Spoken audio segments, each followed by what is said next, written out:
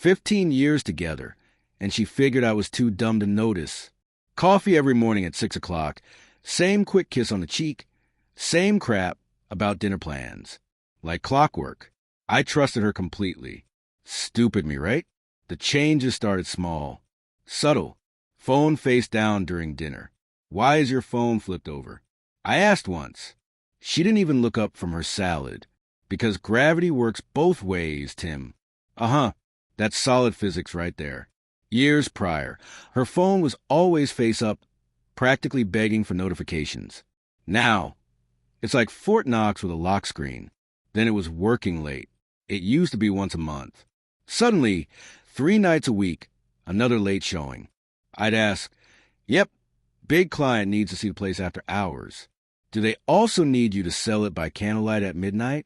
She gave me that tight little smile that says, keep talking and I'll kill you in your sleep.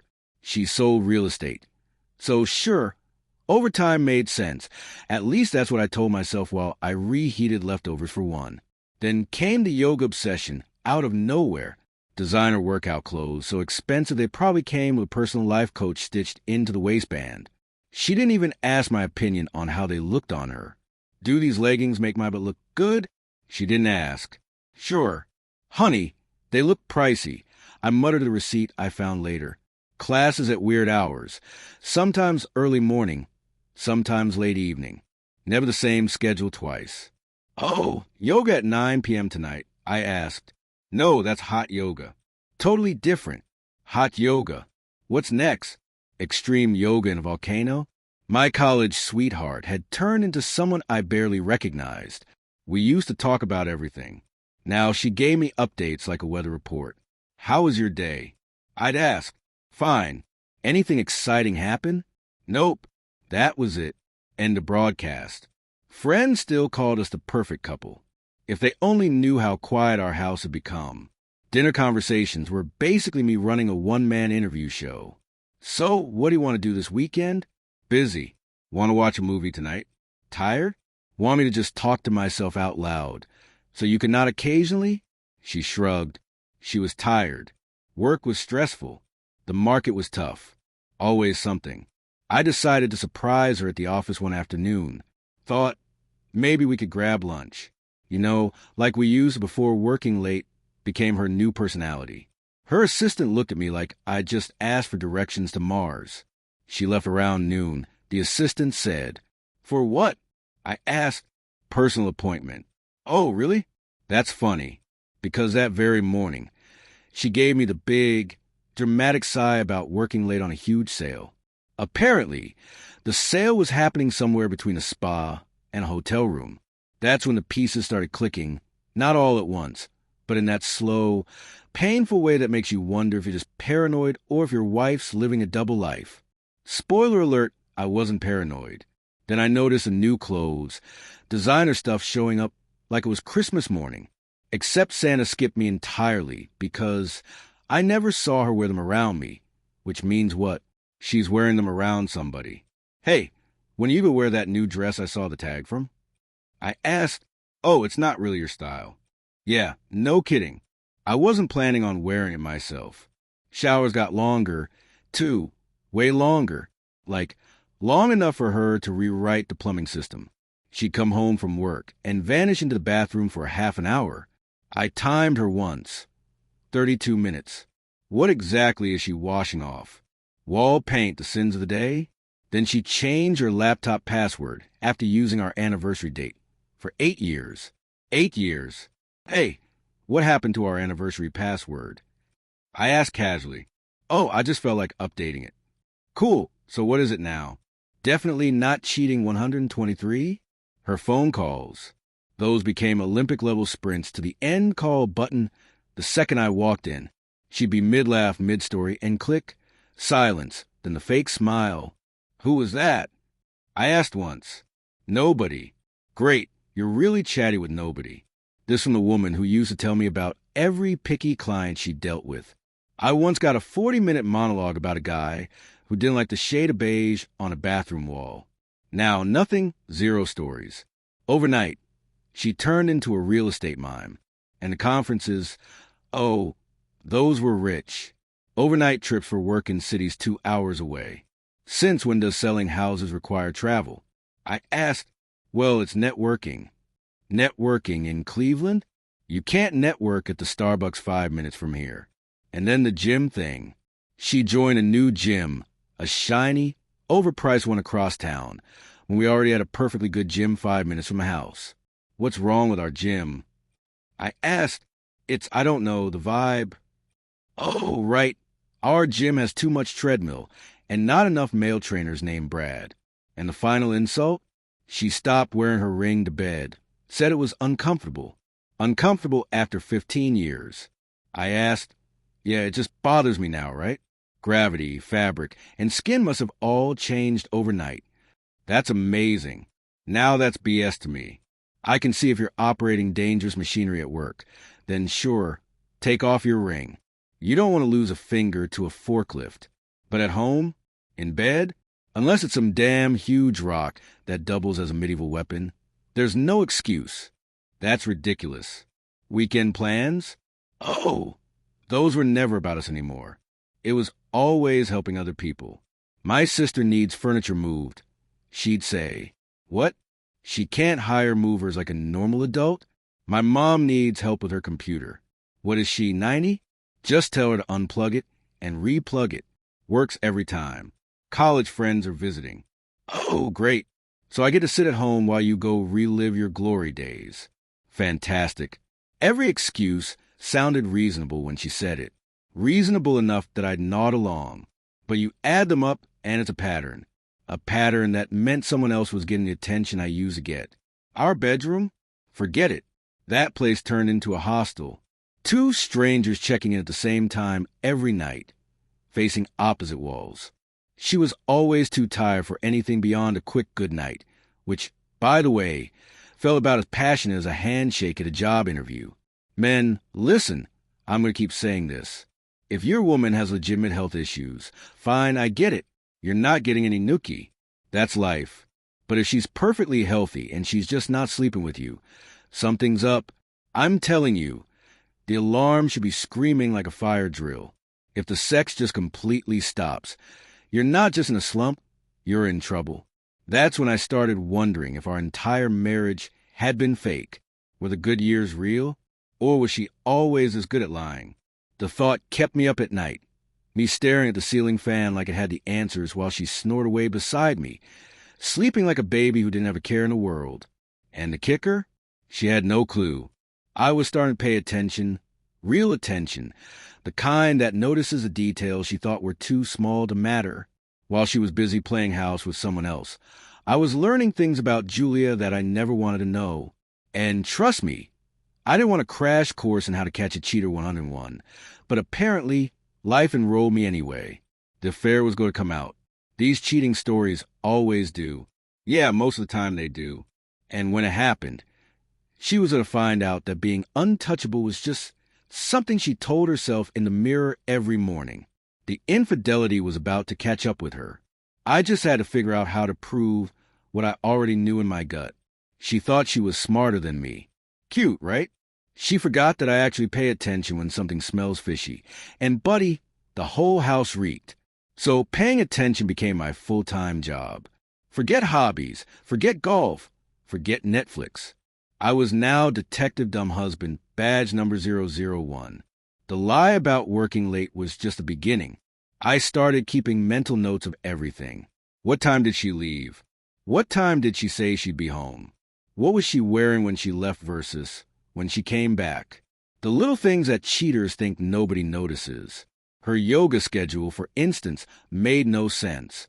Different days every week, different times, completely random.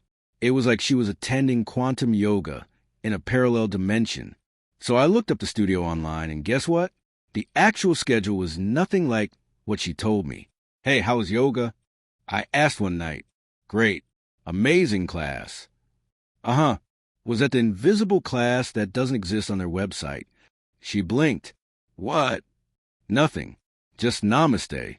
She was lying about everything, and I decided I was done sitting in the dark. Come find out, following your own wife feels like the most pathetic thing a man can do.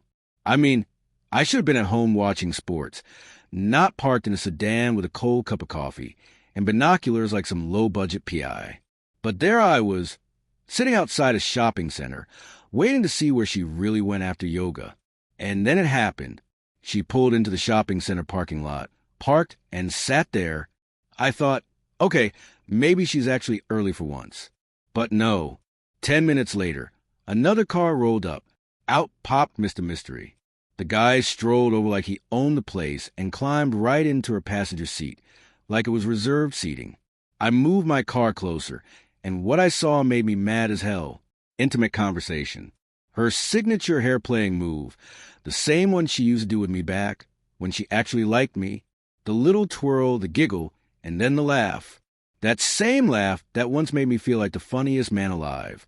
Now she's handing it out for free to this joker. They sat there for an hour, smiling, touching arms, whispering. And when it was time for him to go, he leaned in, and not some quick goodbye peck either. No, this was a long kiss. The kind of kiss that leaves no doubt what kind of relationship this was. Let me tell you, unless that guy's her yoga instructor specializing in mouth-to-mouth downward dog. This was not Pilates. 15 years of marriage, and she was kissing another man. The affair was real. My wife was a cheater. Game over. I drove home in a fog. One of those drives where you don't even remember the turns you made, just that somehow you ended up in your own driveway. 15 years of marriage swirling in my head like a bad movie reel. She got there 15 minutes after me. Walked in, cool as you like, all smiles, talking about how great her yoga session was. "Oh, it was such a good class today," she said, kicking off her shoes. The instructor really pushed us. I feel so relaxed now. I stared at her, biting my tongue so hard I'm surprised I didn't need stitches. Every word was a lie, delivered with the sincerity of a used car salesman. And me? I didn't even acknowledge it. I just asked, "So what's for dinner?"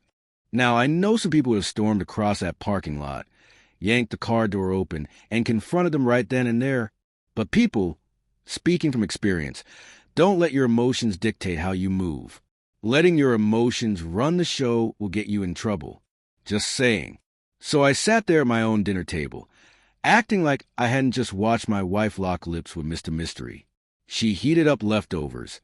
Didn't even try to dress it up, just nuked it in the microwave, handed me a plate, and we ate in silence. Romantic, right? Yes, the slow death of a marriage, served with reheated lasagna. Her phone buzzed twice during dinner. Beezy's easy, Beezy's easy. Both times she ignored it, but you can bet I noticed. I shoveled food into my mouth like nothing was wrong, but in my head I was thinking, is that him? Is he texting namaste, baby, while I'm chewing garlic bread?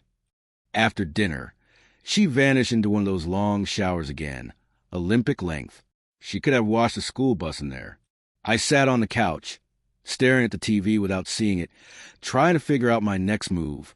Confronting her now would just make her careful. Nope, better to gather more information first. Who was this guy?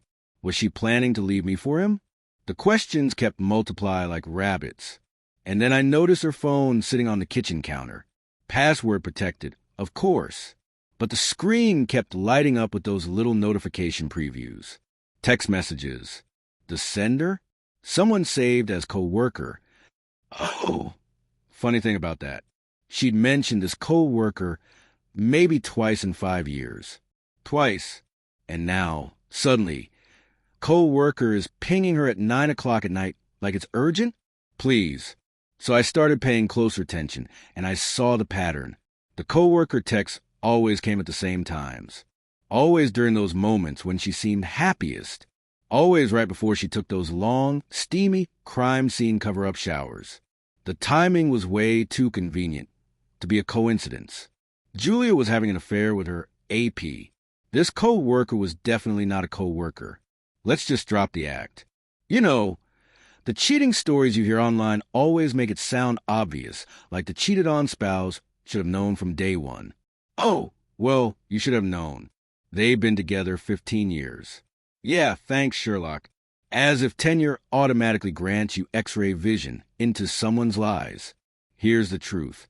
Some people are damn good at hiding their infidelity. Olympic-level liars. Julia could have given masterclasses. And when you're living it, every revelation doesn't just roll off you. It hits like a punch to the gut, over and over. She came out of the shower that night acting like nothing had happened, hair damp, wearing pajamas, smelling like lavender soap instead of guilt. Kiss me goodnight, like she hadn't been kissing another man 4 hours earlier. Sweet dreams, she said. Yeah, I muttered. Dreams. I lay awake until 3 a.m, staring at the ceiling fan, planning my next move. Because now that I knew about her AP, I needed to know everything. How they met, how long this circus had been going on, what their little end game was, and most importantly, how to catch them in a way that gave me every possible advantage when the bomb finally went off. The infidelity was about to get a lot more complicated for both of them. They thought they were being careful. Cute. They had no idea I was just getting started. The investigation kicked off that very night. While she was taking one of her usual long showers, probably texting the co-worker between conditioner and body wash, I slipped outside to her car. She always left it unlocked in the driveway, trusting for her own good. Rookie mistake. I searched every inch of that vehicle. Nothing in the glove compartment except registration and insurance papers. Nothing under the seats. Nothing in the back pockets. For a second, I almost felt ridiculous. Like one of those guys on true crime shows rummaging for clues with a flashlight. Then I checked the door pockets. Jackpot. Buried behind a stack of real estate flyers was a receipt. Gas station purchase from 2 weeks ago. 30 a.m. Now, according to her, she had been showing houses all day that week. But this gas station was 40 minutes in the opposite direction from any of her listings. What was she doing there? The next morning, she left for work at her usual time, 8:15 sharp. Same outfit rotation, same travel mug, same see you tonight kiss on the cheek, like she was a model wife. Academy Award material. Really, I waited until 9 o'clock, then called my boss. Hey, not feeling so hot. I told him, think I need the day. He paused and asked, you sick or life sick? That threw me a little bit. Column A, la column B. And before I knew it, I was spilling more than I meant about the weird stuff I saw yesterday, about my suspicions, about how I couldn't just keep playing the clueless husband role. He didn't interrupt. Just let me rant until I ran out of steam. Then silence, long enough for me to wonder if I just committed career suicide. Finally, he says real low, yeah, my ex-wife pulled the same crap years ago. I sat up. Wait, seriously? Yep, he said. Said she was taking night classes. You know where those classes were? The Marriott working late. Turned out to be working somebody else's zipper. I let out a short, bitter laugh. Guess the syllabus was real hands-on, huh? Don't laugh, he said. I ignored the signs. Thought I was being paranoid. By the time I woke up, it was too late. Lost half of everything in the divorce. Half of everything. He let that hang in the air like some cautionary ghost story. Then he added, listen, don't go in guns blazing. Get proof before she knows you know. Document everything, and I mean everything. I whistled. So you're telling me to go full FBI? Hidden files, black marker underlines. Red string on the wall. Whatever it takes. Once cheaters realize they're caught, they get desperate. And desperate people do stupid things. You'll thank me later. That actually sobered me. He wasn't joking. Desperate people burn houses down, empty bank accounts, run smear campaigns with your in-laws. He gave me the day off. Hell, he said, take the week, and told me to get answers. So I did what any rational, possibly soon-to-be divorced man would do. Turn into a private investigator armed with nothing but Google Maps and way too much caffeine. I pulled up the location on my phone. The gas station sat right next to a neat little residential neighborhood. Quiet streets, nice houses, the kind of area where people probably still bake pies for new neighbors. Nobody pays attention to cars coming and going. Basically, the perfect backdrop for shady, rom-com but trashier meetings. I stared at the screen and thought, all right, Sherlock, now let's find exactly where they were meeting. The receipt was just a clue, not the whole answer. Like a bad detective novel where the hero trips over breadcrumbs while the villain is busy leaving an entire loaf. I knew I had to wait for her next yoga session. 2 days later, my chance came. She waltzed into the kitchen that morning, yoga mat in hand. "I'll be at yoga this afternoon. 15 to 4:30, like always," she said, tossing her hair like she was in some commercial for shampoo and lies. "Right, yoga," I said, trying to keep my face from twitching. "You've been so dedicated. Namaste, babe." She gave me that smile, the one that used to melt me, but now just made me wonder how much dental work her affair partner had paid for. This time I was ready. I left early, got myself into position near the gas station like some undercover cop in a budget action film. At 10 sharp, her car pulled in, and what does she do? Nothing. Didn't get gas. Didn't get snacks. Didn't even get windshield washer fluid. Just sat there, 5 whole minutes, probably rehearsing her downward dog face. Then she pulls out and heads into the residential neighborhood behind it. I followed at a distance, like a professional stalker with a Costco membership.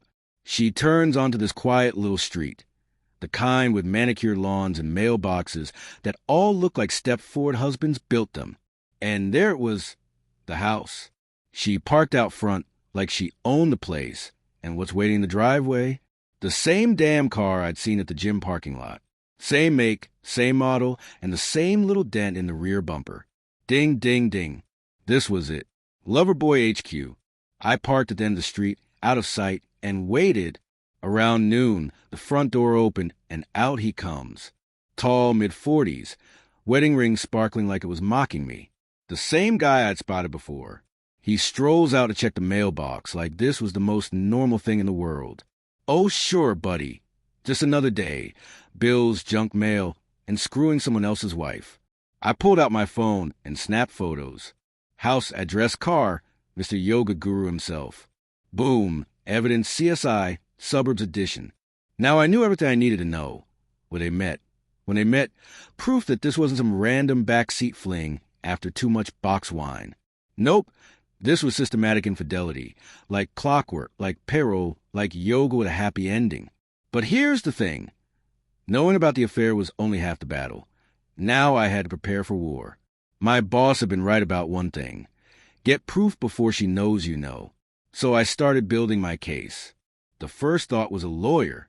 Not a heart-to-heart, not a counseling session. Nope. Straight to the professionals. I called 3 different divorce attorneys that afternoon, and funny enough, they all sounded like they were reading from the same cheat sheet. Document everything. The first one said, "Get copies of financial records," said the second. "Start moving money to accounts she can't touch. And for the love of God, don't tip her off," the third one warned. It was like listening to the holy trinity of marriage implosion. Apparently, the second cheaters realize, they go full magician, poof, assets vanish into thin air. So, the next few days became a Broadway performance of Totally Normal Husband. At home, I was smiling, nodding, asking how yoga went. Behind the scenes, I was basically Jason Bourne with a filing cabinet. I opened a new bank account at a completely different bank and started slipping small amounts of money into it every few days. Like a squirrel hiding nuts. Nothing big enough to set off alarms. Just a quiet little funnel. Meanwhile, I copied every financial document that even remotely made sense. Tax returns, statements, receipts. Hell, I even copied the warranty on the toaster, just in case. And then, the piece de resistance, a private investigator. I found one who specialized in infidelity surveillance. Hired him for a week, $2,000. Pricey. But I figure it was cheaper than alimony. I know some people would say, "Oh, you didn't need a PI. What you had was enough." Yeah, maybe for a Lifetime movie. I wanted evidence a judge could frame on his wall. Photos, timestamps, video. Something airtight. The investigator was the icing on my very expensive, soon-to-be divorce cake. Meanwhile, Julia kept going to her yoga sessions. Every time she left, it was the same script. Me, have fun at yoga. Her, thanks, babe, see you later. Me, stretch real good. Her, dead blank look. She thought she was starring in some perfect wife sitcom while I was running a secret sting operation in the background. And then Friday morning came. The investigator delivered his report.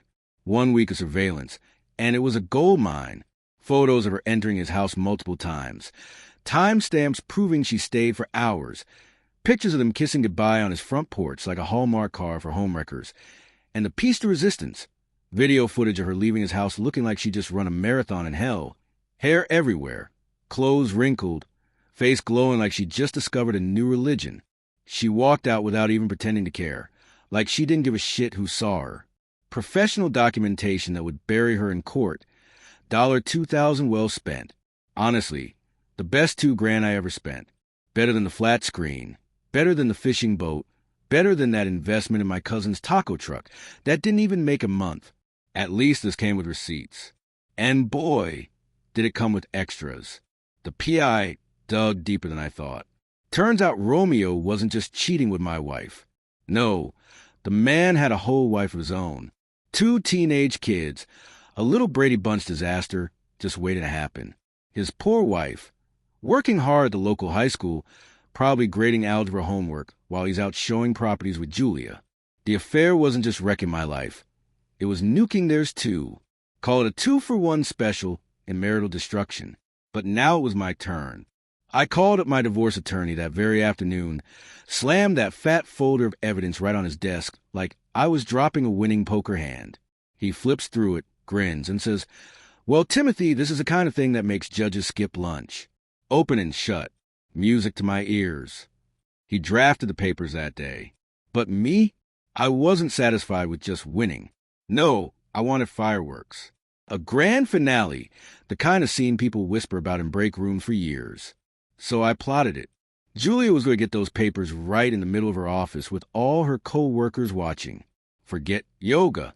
This Wednesday's workout was called humiliation. At 2 o'clock sharp, I strolled into a real estate office like I owned the place, walked up to the receptionist, leaned on the counter, and said, "Hey, I've got some very important papers for Julia. Time sensitive. You want to call her out." The receptionist gives me that look like, "Important papers? What is he, FedEx and suit?" But she dials the phone anyway. Julia comes out a minute later, heels clicking, face confused. "Timothy, what are you doing here?" I smile. "Oh, just running errands. Dry cleaning groceries. Oh, and serving my wife divorce papers. Figured I'd knock that off the list before dinner." She blinks at me. "What?" I hand her the thick envelope. "Don't worry, sweetheart. It's all in there. Very detailed. Times, dates, locations, even a hotel brand you're apparently loyal to. It's like Yelp, but for adultery." Her hand starts shaking as she opens it. She reads the first page, eyes going wide. Her mouth drops open, but no words come out. The entire office went dead silent. You could have heard a paperclip hit the carpet. Every head swiveled like meerkats spotting a hawk, and all eyes landed on Julia. Boom! Secret out. Her face went pale faster than milk and sun. She hissed at me, "Timothy, please, let's talk about this at home." "Oh, no, sweetheart," I said loud enough for the receptionist in the back cubicle to hear. "We're going to talk about this right here. At home is where we pretended to be happily married. Here is where we tell the truth." Her co-workers looked like they'd just realized their favorite Netflix character was getting killed off. The woman they thought they knew, the successful, got-it-all-together real estate agent, was nothing more than another cheater with a yoga mat for cover. I laid it all out, nice and neat. The fake yoga classes? Check. The hours at his house? Double check. The private investigator's documentation? Oh, that one's my personal favorite. Julia's lips trembled. I never meant for it to go this far. I smirked. That's what all cheaters say, like it was some casual hobby you just tripped into. Oops. Fell on a guy and accidentally ruined a marriage. Her co-workers gasped like they were watching daytime soap TV live and unedited. One guy dropped his pen. The broker's jaw nearly hit the desk. He didn't waste a second before calling her into his office. 10 minutes later, she shuffled out looking like a kid who got caught shoplifting candy. Destroyed, makeup streaked, eyes red, the whole 9 yards. I almost felt bad, almost. That evening, when she walked through the door, she found her bags packed in the hallway. She had the nerve to look mad. You packed my things? She snapped. No, I said. Santa came early and decided you've been a very bad girl. Of course I packed your things. She glared. We should at least talk about this like adults. Great idea, I shot back. My lawyer will be in touch. He's excellent at adult conversations. The woman who strutted around like she was untouchable had just lost everything. Her marriage, her reputation, half the assets, because she underestimated me. And that's the thing. People like Julia think they're bulletproof. But when the truth comes out, and it always does, the spouses who prepare for war were the ones who win. Turns out nobody is truly untouchable, especially when they think they are smarter than everyone else. At the divorce hearing, I swear I could have brought popcorn. Watching Julia sit there while the judge read out the terms was like watching a bad reality TV show where the villain finally gets voted off the island.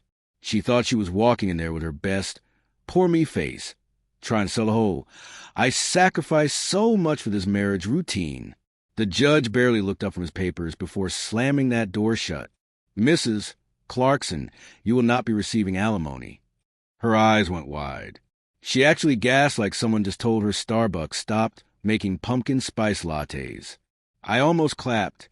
Then came the cherry on top. Turns out she'd been dipping into my hard-earned money for her little side quest. Yeah, the judge even said it plain.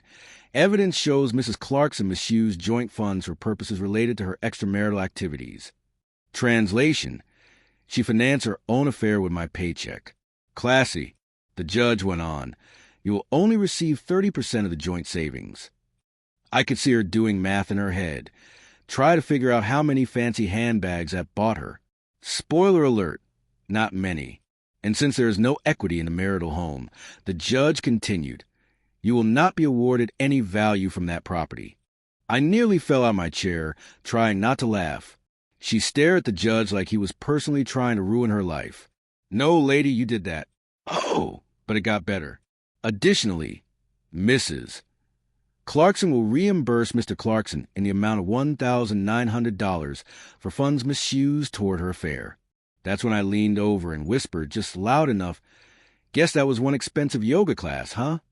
She glared at me, but what was she going to do? Nothing. In the end, she only walked away with a few furnishings, her clothes, and her car. When the dust settled from our divorce circus, I thought maybe Julia would finally crawl under a rock and stay there. Nope. She went running straight into the arms of her knight, in shining Home Depot discounts. Her affair partner. The guy wasn't exactly Prince Charming, more like Prince Cheapo with a side of midlife crisis. Now, as I told earlier, he was married too. Shocking, right? Because cheaters usually pair off like it's speed dating for liars. As expected, his wife found out thanks to my detailed investigation. And oh boy, she didn't just take him to divorce court. She wrecked him. She cleaned him out like a Black Friday sale. His life tanked. His credit card statements were Exhibit A, and the man was basically left with a lawn chair and a box fan. So there's Julia, queen of bad decisions, moving into a sad little bachelor pad. I heard through the grapevine she thought it was going to be romantic. Yeah, nothing says romance like living off takeout containers and folding laundry in a laundromat because he lost a house. You ever hear the saying, play stupid games, win stupid prizes? Julia played, and the prize came in the form of steel-toed boots and fists that knew what they were doing. I didn't see it firsthand, but trust me, the grapevine doesn't miss a detail in this town, and honestly, I couldn't have scripted it better myself. A few weeks after she skipped out of my life and into Mr. Fairpartner's shoebox apartment, word is his ex-wife's family rolled up like an old-school mafia crew. Her father, a couple of uncles, and even her brother. No shouting match, no long speeches, just straight-up frontier justice. Picture this. They barge in without knocking. AP stumbles out of the kitchen in pajama pants, holding a beer like it's a shield. Julia is behind him in one of her I'm a free spirit nightgowns, looking like she's about to star in a low-budget soap opera. The ex-wife's father steps forward. Old man, farm-strong hands, voice like gravel. He points right at AP, boy. You tore apart my daughter's house for this. Julia squeaks. We're in love. Wrong move. Uncle number one shoves her back against the couch. Uncle number 2 grabs AP by the collar before the idiot can blink. Love, the brother spits. You wrecked a marriage. You embarrassed our family. You think love's gonna fix that. AP starts babbling. It just happened, okay? We mean, wham, fist to the gut. He folds like a cheap card table. Julia screams, stop, you can't do this. You're crazy. The old man turns to her, calm as a judge. Sweetheart, you played part 2. Actions have consequences. And then they laid into both of them. Not wild swinging, controlled. Surgical. The kind of beating that says, we've been waiting for this. Julia caught a backhand that knocked her off the couch. AP was getting worked over like a heavy bag at a boxing gym. Every time he tried to crawl away, another boot put him back down. Neighbors said it was chaos. Julia crying, AP wheezing, furniture crashing, and the family just relentless. No weapons, just bare hands and years of anger. When it was over, AP was half conscious, lips split, eyes swollen. Julia was curled up in the corner, sobbing, mascara streaked like war paint. The father spat on the floor, looked around, and said, next time, you'll think twice before tearing apart another family. And just like that, they walked out, calm, collected, didn't even slam the door. A couple of days later, AP packed what was left of his pride and got the hell out of town. Disappeared. Maybe he's selling bait in some backwoods fishing village now. Who knows? Julia, she limped back to Mommy and Daddy's house, dragging her suitcase in shame with her. From untouchable to unemployed, unwanted, and unrecognizable in under a month. And me. I didn't have to lift a finger. Karma handled it better than I ever could. Dear listeners, please share your thoughts in the comment section below. And don't forget to like, share, and subscribe.